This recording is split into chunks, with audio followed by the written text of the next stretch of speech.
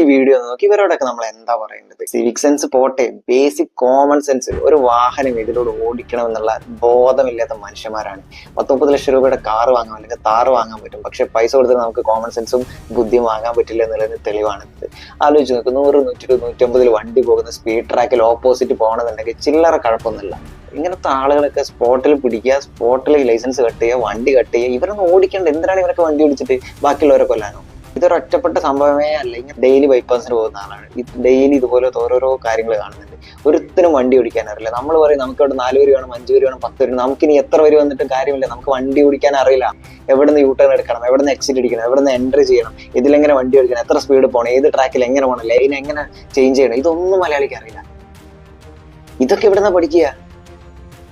ഈ ബേസിക് സാധനം ശരിയാണ് നമ്മൾ സ്കൂൾസിൽ നിന്ന് പഠിപ്പിക്കുന്നില്ല. എടാ, സ്കൂൾസിൽ നിന്ന് പഠിപ്പിക്കേണ്ട ബോധം വേണ്ട മനുഷ്യന്. ഞാൻ ഇപ്പൊ തീയിൽ ചാടി എനിക്ക് പൊള്ളലേൽക്കുന്നുള്ളത് എന്റെ കോമൺ സെൻസ് ആണ്.